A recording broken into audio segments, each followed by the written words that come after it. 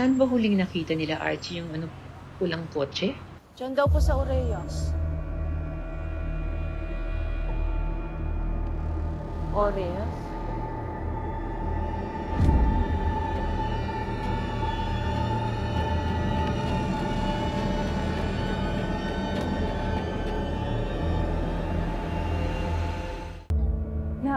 Okay lang po ba kayo? Okay. Bakit po? Familiar po ba yung Oreyas sa inyo? May naalala po ba kayo? Baka napadaan lang ako dito dati. Hindi ko nga. Pero sigurado lang kayo na wala kayong naramdaman, walang masakit sa inyo. Okay lang. Sigurado po kayo Kung nahihilo po kayo, pwede muna kayong... Okay lang ako, Amy. Sige. Promise, Ella, alam niyo po ba, may nabasa ako somewhere na yung may-ari daw po ng Oreyas, nanggaling lang din muna sa hirap. Tapos binigyan lang daw ng puhunan, ng hindi niya kaano-ano. Talaga? Opo. Tapos pinagbutihan lang din ng may-ari ng Oreyas. Kaya yan, napalago niya po yung resto niya. Ang husay naman pala ng may-ari niyan. Opo na, no? Ka-inspire. Ako, kung sa akin po mangyari yan, pagbubutihin ko po talaga. Talagang ipapakita ko na worthy ako. Hindi ko po sasayangin yung tiwalang ibibigay sa akin. Bali palang araw.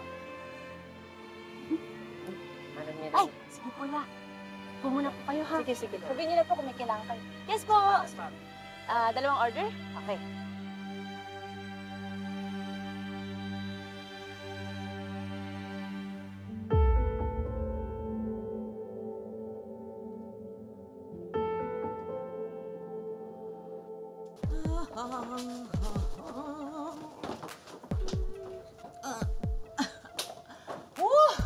Life can never be better.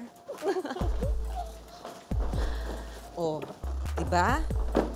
Nagamit ko naman ang daddy ni Ina to my advantage. So, yun din ang gagawin mo ngayon. Amy, Ma. you should follow my footsteps, ha? Don't worry, Ma. Ginagawa ko na lahat para ma-fast track yung pagka-in-love ni Yuan sa akin.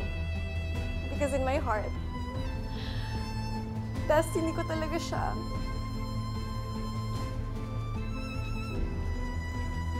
Tandaan mo lang, wag puro puso.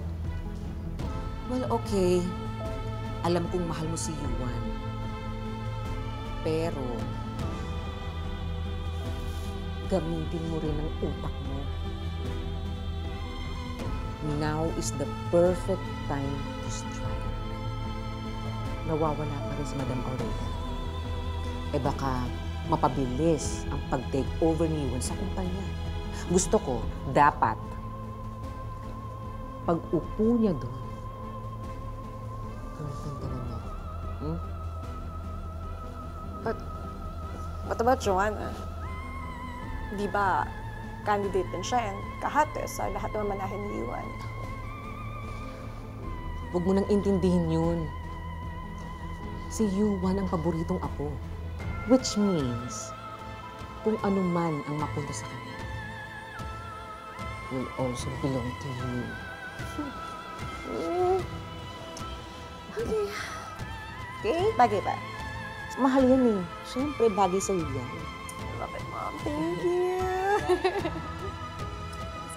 Of course. Anything?